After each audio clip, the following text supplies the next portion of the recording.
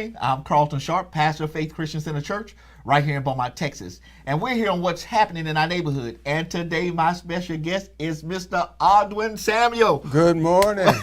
Welcome, my brother. Welcome. Thank you. Thank you. Hey, listen, Audwin, tell us a little bit about yourself. Well, I've been in Beaumont since 1964. Oh, man, don't tell your age now. And I've product of Beaumont Independent School District. I come from a family of teachers. My mother and father were both teachers, and so they came to Beaumont. I came with them.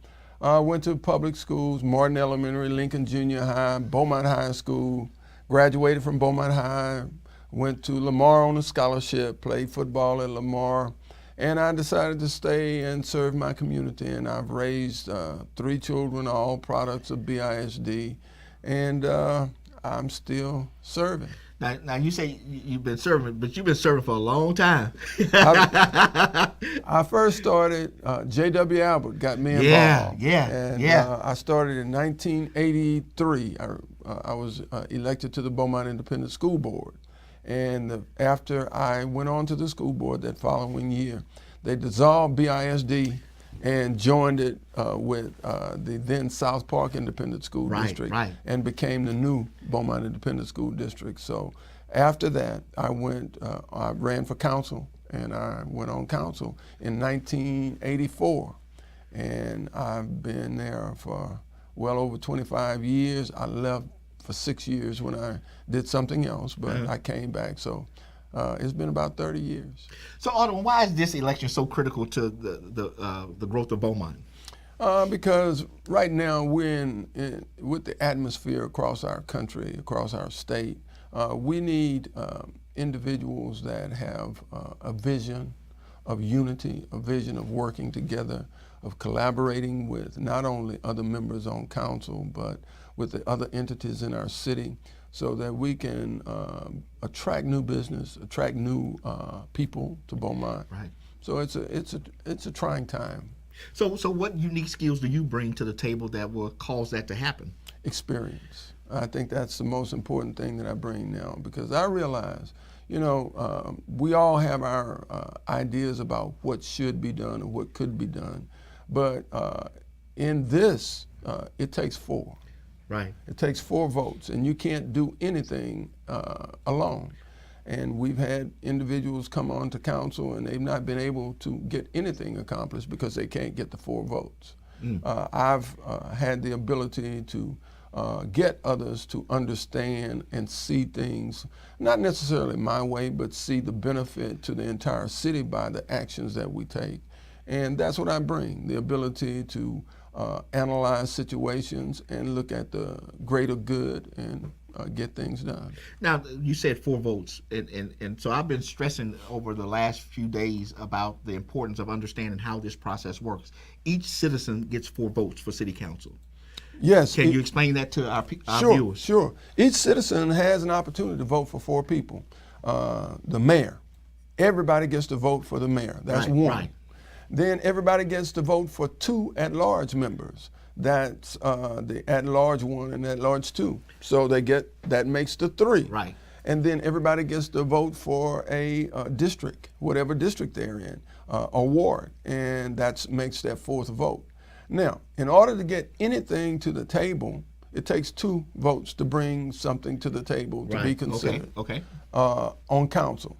And once it comes to the table, it requires at least 4 votes or majority. That's the majority. It requires a majority vote in order to get anything passed. Wow. So what do you see the biggest issues that are facing us right now? Infrastructure. That's one of the biggest problems we have. Water, sewer lines. We have over 800 miles of lines, well over that. And we have over 800 miles of streets that we have to deal with. And because we're in an area that we have a lot of moisture, a lot of rain, it adversely impacts our street surfaces. Now, I hear people talking about we got the worst streets in the world. No, we don't. Because I hear this all across the country. Infrastructure is the biggest concern for most cities, unless it's a new city. Because we've been, the older parts of our city, north end and south end. And so that's where you're going to find the most need. Now, we've had an ongoing street maintenance program for years.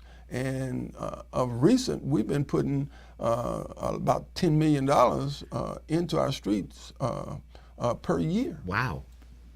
And now, one of the things that a lot of people say, it's all being done in the West End. I was just going to ask that question. How do you determine what ward gets street service? Well, we've had a couple of analysis. Companies come in, do an analysis of all the streets in Beaumont and rate them, and from that they make a determination of how we're going to maintain these streets. Now, in order to do that, it takes money. It takes money, and we have to maintain a balanced budget by law.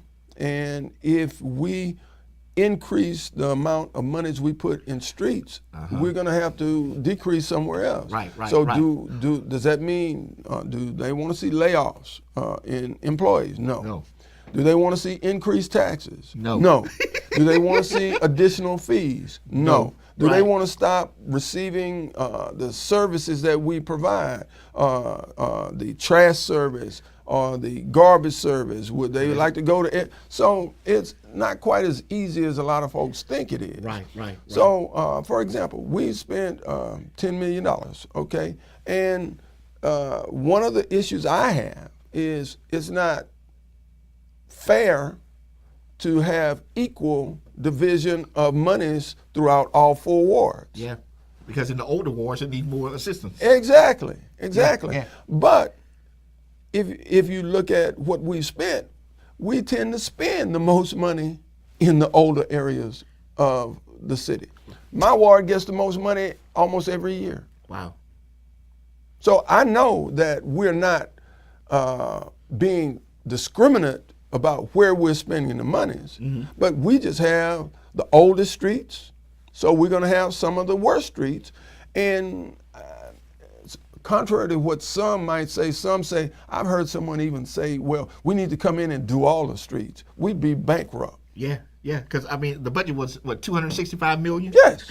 So so some things that people are saying is really unrealistic, and it just won't happen.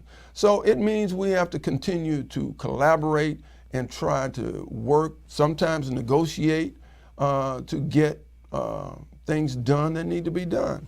Sometimes it means rather than using a street maintenance program where that's the ongoing program, we have to get some things in the capital program. Whereas those are normally those larger projects, Magnolia, Washington Boulevard. Yeah. Those are projects that, take several $1 million.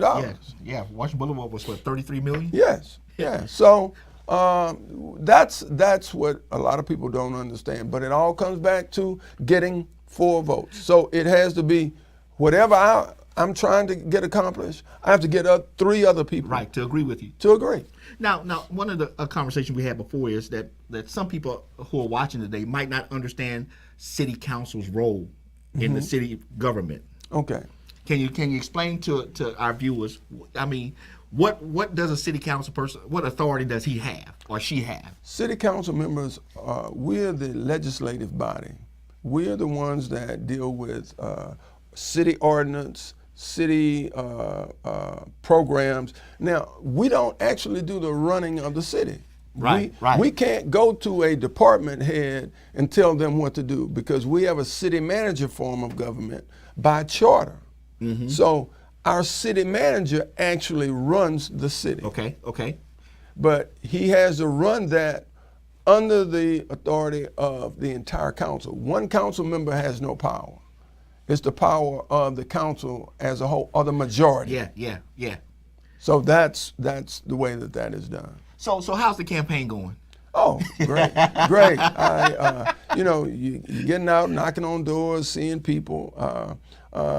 It's strenuous because it means a demand of time. Right. And time is the thing that most people, you can't get back once you lose it. And in this business, city council is part-time. And so I have a real job. Yeah, yeah. So it requires balancing that, and but I'm loving it.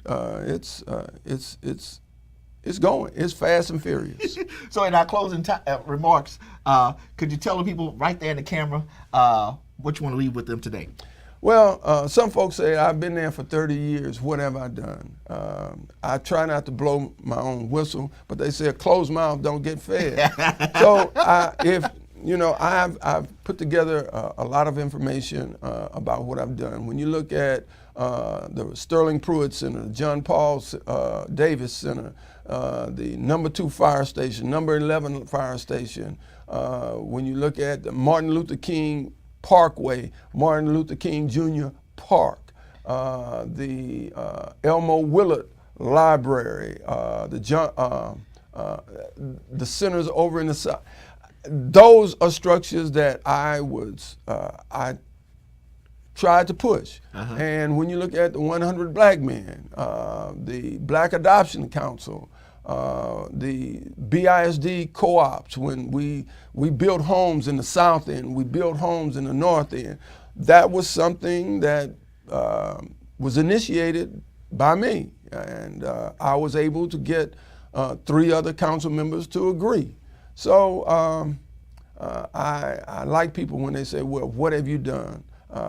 We don't have enough time to go through that. But the main thing is I love Beaumont.